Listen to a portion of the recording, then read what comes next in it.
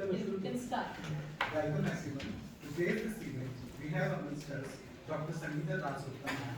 She teaches modern history at the Center for Historical Studies, Jawaharlal Nehru University, New Delhi, from where she holds a PhD degree. Dr. Dasgupta is author of Reordering Adivasi Words, Representation, Resistance, Memory, Oxford University Press 2022, and co-editor of the Politics of Belonging in India, Becoming Adivasi.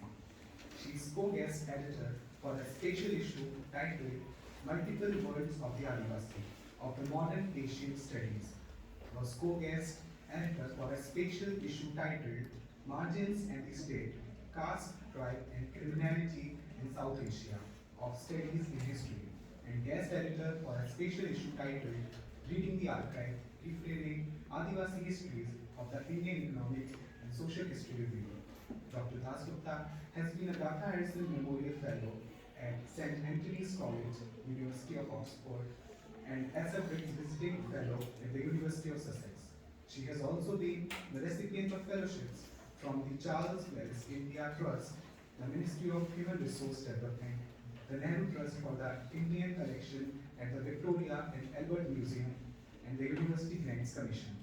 She is presently working on research and digitization project funded by the Dr. Ramdayal Munda Tribal Welfare Research Institute, Ranchi, and by the Modern Endangered Archives Program of the UCLA Library. We welcome Dr. Dasgupta to our Department of History here. She will be speaking on her recently published book, Reordering Adivasi Worlds, Representation, Resistance, Memory. We request Professor Sangeeta Mishra ma'am to chair this talk.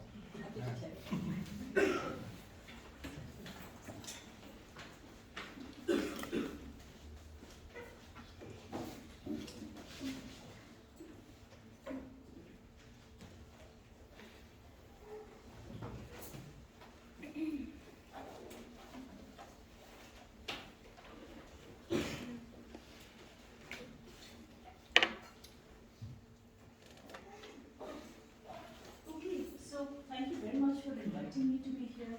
This is one of the best departments of history in the country. So I'm really, really delighted to be here. I look forward very much to all your comments, suggestions, because every project is, as you know, an ongoing one. So one picks up from where one has written, where one has left. And therefore, I really thank both Sangeeta and Dazi for having me here today. This is a book talk. It isn't easy to summarize, as you can see. 7 chapters divided across 2 sections with a text of over 303 pages. But I'll try my level best to put forward some of the arguments that I've tried to make. And I will, actually, the way I'm going to be talking about it is I'm going to be picking up some chapters to elaborate upon my argument. And I'll begin each section with a story. But to put forward very briefly, very broadly, the arguments that I seek to make in this book. I recount the story of the Oraos and the Tanakabats of Chotanagpur in the present state of Jharkhand to question post-colonial understandings of the category of tribe and to understand the reordering of Adivasi words. Indeed, as all of you know, in recent times, Adivasis have been pretty much in the center of debates around the ideas of indigeneity, identity, development, conversion. And while I am not arguing for an inevitable legality, many of these issues can be traced to the colonial past. And that's what this book hopes to unravel. It seeks to question the post-colonial understandings of the tribe by unpacking colonial ethnography, missionary narratives, and anthropological writings. It also explores issues of Adivasi identity and resistance, and shows how contemporary Adivasi protest draws upon memories of the past. It will be, I hope, part of the ongoing dialogue amongst those who write Adivasis into the larger project of history writing. But at the same time, I hope it will provide a critical lens through which other non-Adivasi worlds can also be viewed. But most importantly, this book actually reflects my own dilemmas as I combine my search in the colonial archive with experiences in the field. how then do I craft narratives of pasts? How do I actually write histories of Adivasi protest, the methodological challenges that we face while writing Adivasi histories? And this brings me to another point, the precarious nature of the historian's work when faced with the destruction of archives, particularly archives which are so critical for us to write Adivasi histories. Where maybe some eccentric state official, some head of a private institution just believes that some papers are not worthy of preservation. Throw them off, these papers are dispensable. And therefore, often state-making projects become gatekeepers of the history that we are supposed to write. And therefore, it is to these whimsical imperatives that we as historians are subjected to. So, that's why, as an aside, let me just add, digitization projects are critically important for those of us who are writing Adivasi histories. In order to elaborate upon my arguments, what I've done in this presentation is weave it around the three key themes in the title of the book: representation, resistance, and memory. And as I said, I'll begin with the story for each of these sections, and thereafter develop the argument that I'm trying to make. Representation, the first section. So let me begin with the discussion of the judgment in a very famous case of Kartik Orao versus David Moonsley. In the general election of 1962, in the contest for the seat from the Lohardaga parliamentary constituency, David Moonsley, who was an Orao by birth, but a Christian by religion, and candidate of the Swatantrata Party, defeats Kartik Orao, a candidate of the Indian National Congress, by a margin of 16,000 plus votes. Kartik Orao now files a petition before the election tribunal challenging the validity of the election. The petition is dismissed. He now goes to the High Court in 1964, and when defeated once again, he goes to the Supreme Court in 1967. His principal argument is as follows, and this is important for us to understand as to how difficult, therefore, one needs to, the difficulties one needs to understand in identifying who actually belongs to the tribe. So, Kartik Orao's principal argument was as follows. David Moonsley was an Indian Christian and was therefore not entitled to contest the parliamentary seat in Lohardaga that was purely meant for scheduled tribes. According to him, of course, Moonsley's ancestors were originally Orals, but by subsequently embracing Christianity, he had nothing to do with the animistic faith and tribal way of life, all quotations. He did not follow the manners and customs of the tribes, nor did he have any affinity nor any common interest, defense, or aspirations with or for the tribal people. So obviously religion is essentialized as an animistic faith, and for Kartik Orao, it is this which determines whether an individual could claim to belong to the category of scheduled tribe. Provocative in its claims, Kartik Orao's argument raised a fundamental question. How was one to understand the idea of tribe? Was it race or religion that determined tribal identity? Did an Orao who had embraced Christianity cease to be an Orao?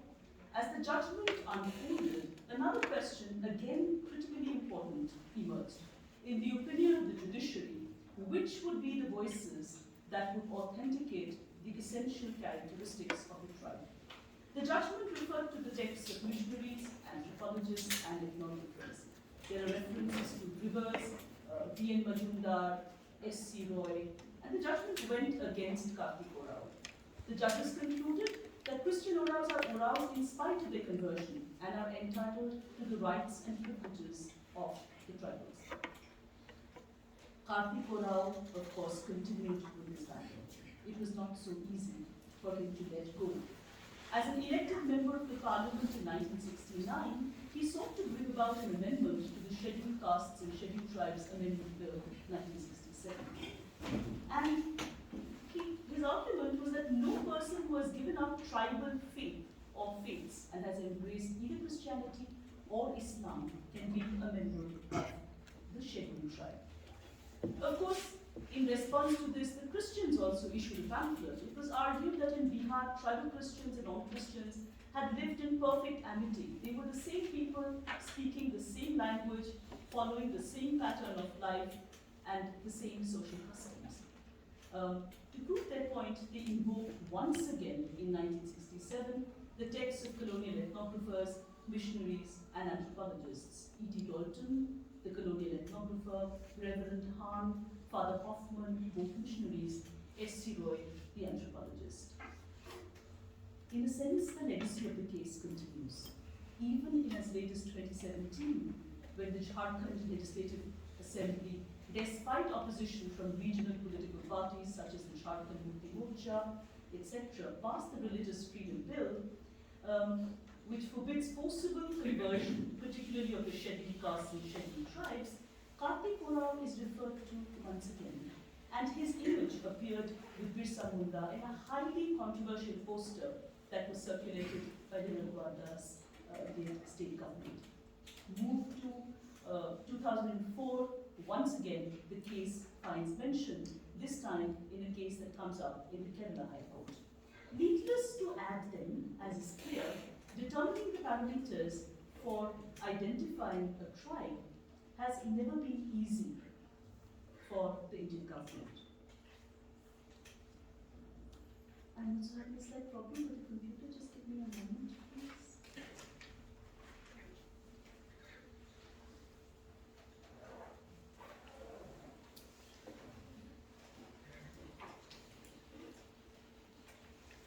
I'll just turn it off and start it again. Because it's not really good. Okay. So what I was trying to say is, needless to ask and needless to understand, determining the parameters for identifying a tribe has always been difficult for the Indian government.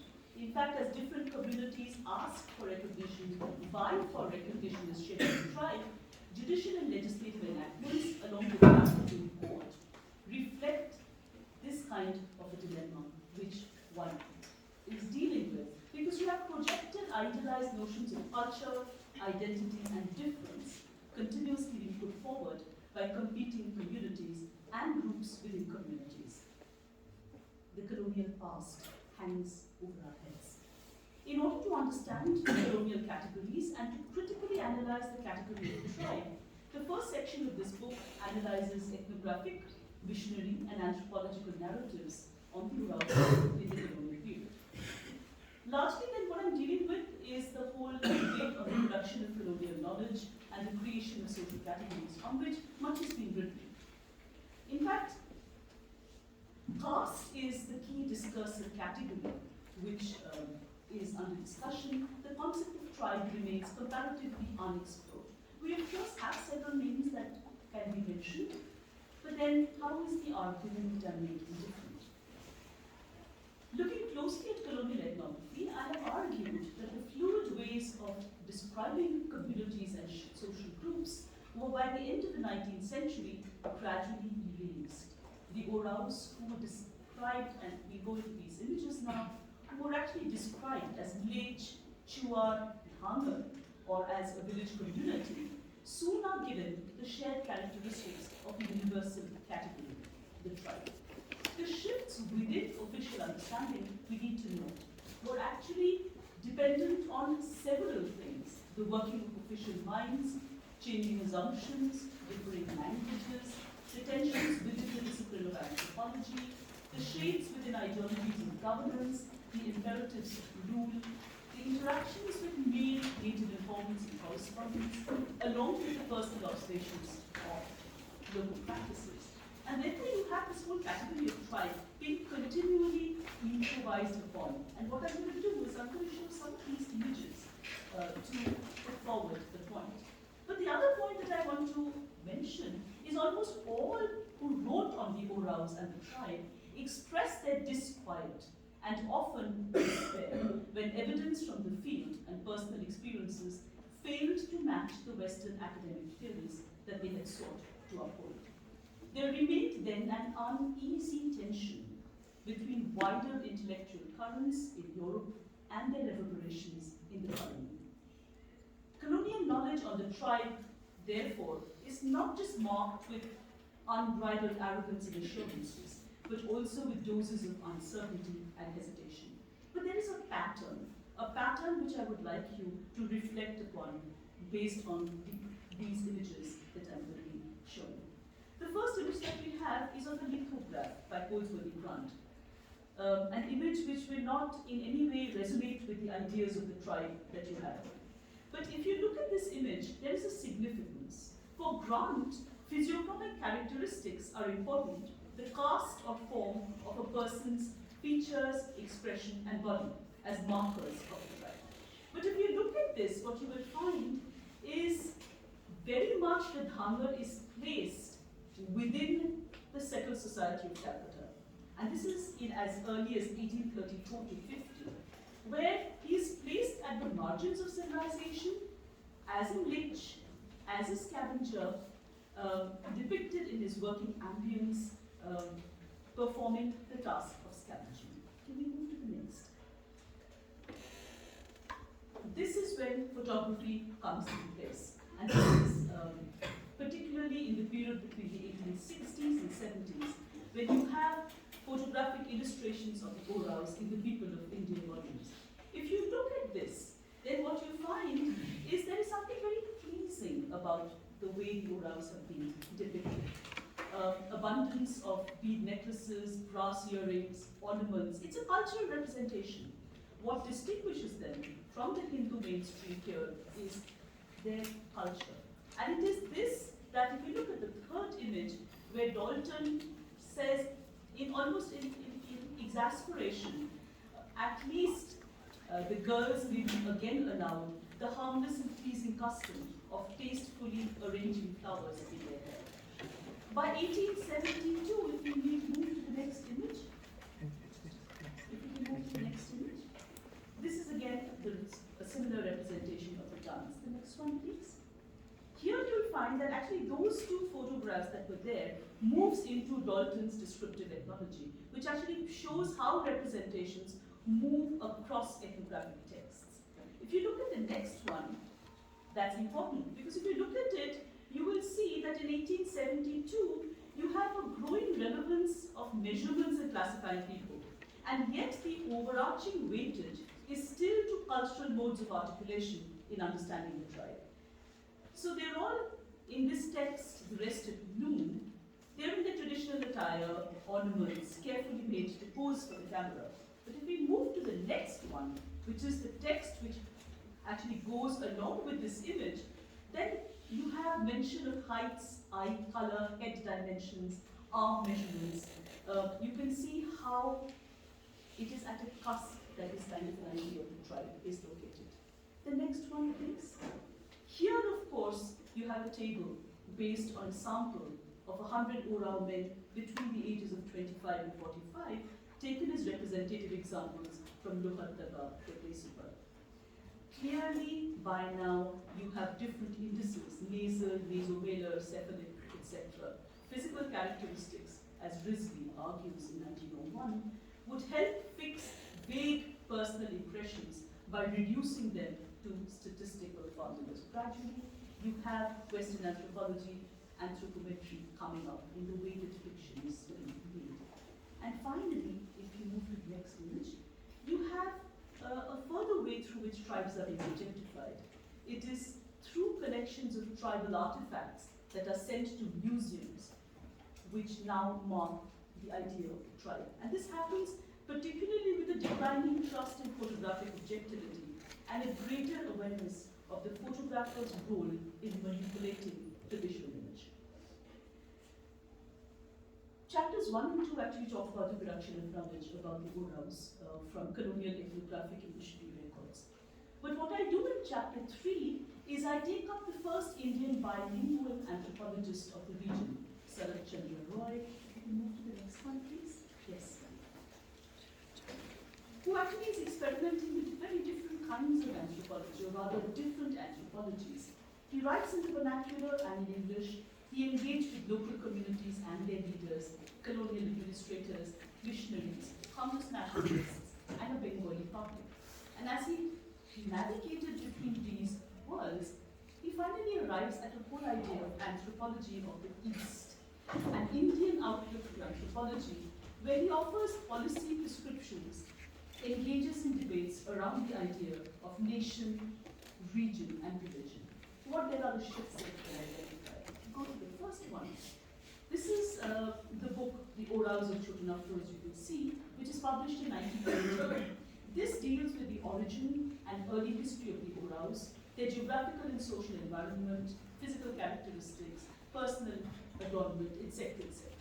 In other words, what Roy is trying to do is put forward or put together a complete picture of tribal culture, which reminds one of Tyler's definition of culture and civilization. And indeed, he quotes Tyler's concept of animism, he talks about Fraser, he talks about this essentially pure, simple, rude, and primitive tribe. But when he moves to the next, if you can just move to that, yes. By 1922, however, Malinowski's work has come out. Field work has become important. And now what happens? Roy moves away. Risley's figures, which are mentioned in the first book, are now erased. Roy begins to talk about information straight from the horse's mouth. In other words, you need verbatim representations of mantras, legends, and stories during ceremonies and ritual performances. Roy is now writing another anthropology. We'll move to the next one. And in fact, this is from his private papers, where you can see that he now outlines his preferred method of anthropology, direct observation of ceremonies. It goes on. So you can have it. The next one, please. And the next one is also interesting because you see he has now moved away to a test. Perhaps the next image is going to be clearer because I took this down. Where he moves to actually what he calls test questions to a certain religion. And it's now completely local, right? So do you take part in Sargur, which is the ceremony, what are your marriage ceremonies? All of it is a very, very local way of understanding. The next one, however, we'll come to this, but I'll just talk about what happens in the 1930s and 40s, where Roy now becomes a political project of, a champion of a political project of anthropology. The anthropologists who had condemned the aborigines as primitive, their culture is rude and backward, now reverses his stand. This is the time when you begin to decide how the policy towards these communities is going to be structured.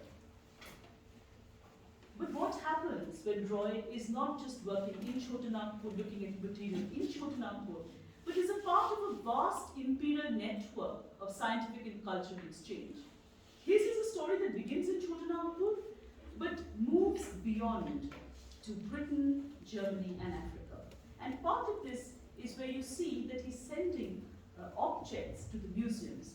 The Pitt-Rivers Museum in Oxford, the Museum of Archaeology and Anthropology in Cambridge, and to the British Museum. The next one, please. But what is interesting is, these are just objects, but let's see how he begins to write. Can you just move to the next one?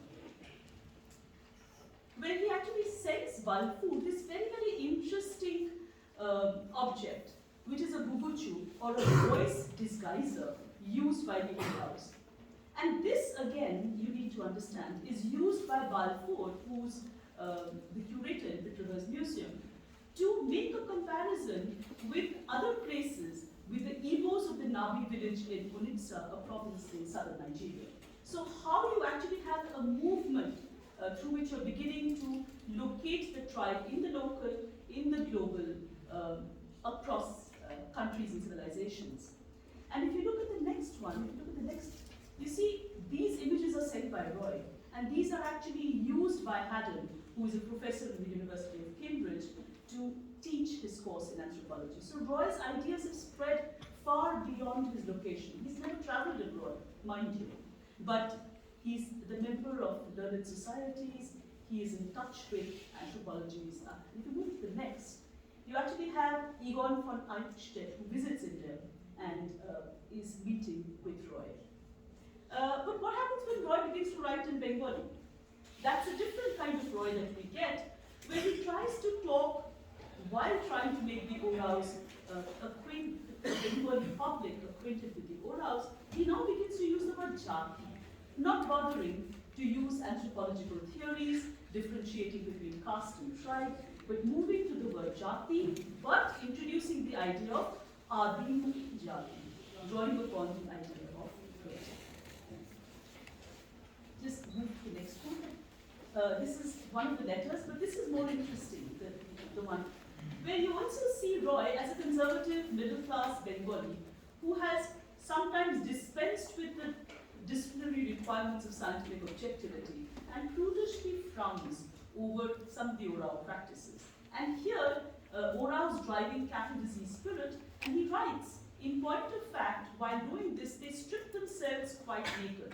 For decency's sake, however, they were made to put on clothes when this photo was taken. I move then to the next section of the book, section 2. I will very briefly talk about the ideas that I seek to express in this book. 19th and early 20th century conceptions of the tribe, with all its divergences, were not just abstract imaginings. These determined colonial intervention, and I try and show that through a reading of the Tanakura movement under the broad subtitles of resistance and unity.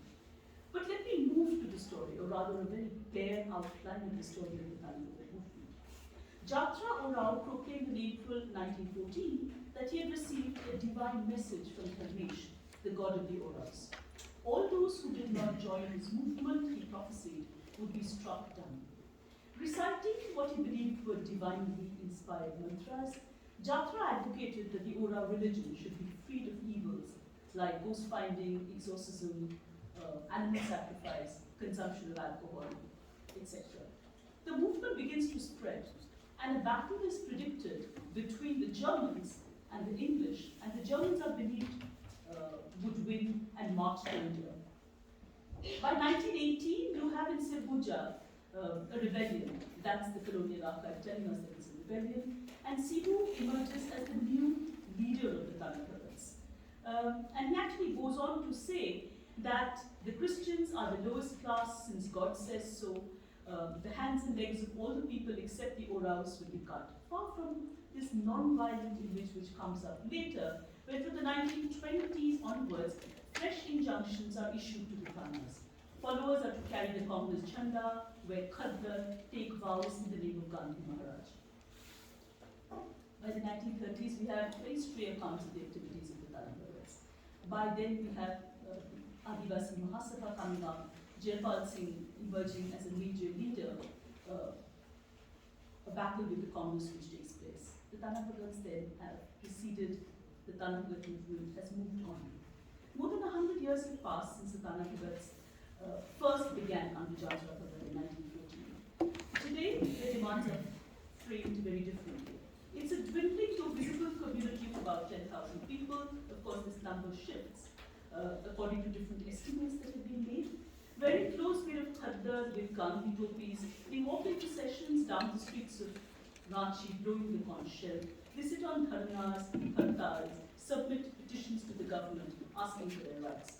Land which they have given up during the non-violence agitation, they say, under the influence of Gandhiji. For the Congress, the Tanas have an iconic status. They symbolize Gandhi's reach and lingering influence on Adivasi minds. For the others, however, they're a small group. Who's bothered about them? And therefore, caught between an almost lost past, a difficult present, and an uncertain future, and finding many of their practices economically unviable to sustain, the Tanas are still unwavering in their belief in Jatra Bhagat, the Mahatma, the Congress, and of course the Sarkar in Delhi. What I do in this section, and this is the map where you can see in the colonial period, where the Tanakura movement had spread, largely Ranchi, Hazaribagh, and Palamau, princely state of Sirguja as well, a bit in Udaipur and Ganpur. But rather than going into that, what I'm trying to do in this section is I suggest an alternative reading of Adivasi protest. I argue that patterns of migration determines claims to land and ritual privileges. And therefore one needs to look at not just these factors, but also the importance of geographical landscapes and changing terrains, which all shape the protest of Adivasi communities. I also talk about the importance of understanding the internal conflict and such representations of the Adivasis as homogeneous communities, always united in their opposition to exploitative outsiders, does not really hold. And therefore, the Tanakavat movement symbolized not merely Adivasi resistance to non-Oraos, landlords, moneylenders, and the British state, but also revealed the internal tensions within the Orao community. It articulated the demands of a marginalized group from within the Oraos who were often against an agrarian order and the hierarchies that sustained. I demonstrate, therefore, in this book that the Tanakavat movement was not a singular event motivated by necessarily similar imperatives. We need to recognize multiple forms of protests and demands that vary across divergent locales and geographical terrains. I can't get into this in greater detail, so I'll move to the last part. But before I do that, I just want to show you some of the images of the Tanakavats in present times. And I have, particularly, I'm going to be referring to my experiences in October 2012, where I was there to witness two of the most important events in the Tana calendar. 1st October, where Jatra Bhagat's birthday is celebrated. Of course, nobody knows when his birthday is, that goes without saying. And October 2nd, when we have our Gandhi Jayanti. Yeah, Gandhi Jayanti. And clearly, the bringing together of October 1 and October 2 is a way through which you immediately bring yourself into the history of the nation. Okay? Let's move to the next one. So you can see this image of Jatra Bhagat to your left, the Tanakavats praying to your right. And it's also interesting that actually Jatra Bhagat has not been selected by the Oraos as their icon. It's a non-Adivasi who has decided on the understanding that the Oraos also need their icons, for example, Birsa Munda, etc. We have Sidupanu, Birsa Munda. Oraos also need their icons. And it is therefore Ashok Bhagat, who is a non-Orao, who decides that Jatra Orao is the figure for the Orao community.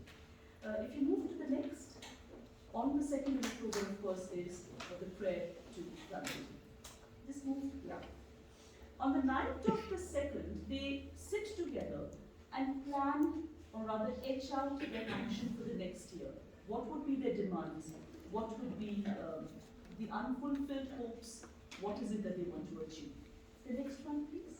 Yeah, before I come to this, before you look at this, what I want to do is, from here, actually talk about this kind of a pamphlet, right, which I have brought before you. And I want to ask you, what sense do you make of this? How do you understand this as more than just an amalgamation of words? And I argue that these stories, pamphlets, and petitions nonetheless help us to comprehend the voices of the Tanakavats, their memories, their links with forest and land, their engagement with the British, the Congress, and Gandhi. But they also reflect modern sensibilities. Tanakavats negotiating with the Sarkar and the Congress, articulating their grievances and demands in changing circumstances, engaging with issues of land rights, survey and settlement operations, and construction. Although fractured into small groups, the Tanas as a political community draw upon memories of the past. And indeed, a political community needs to understand its present historically, a point that has been made by many in the context of the nation. The past for the Tanakavats is thus alive. It is integrally linked to the present.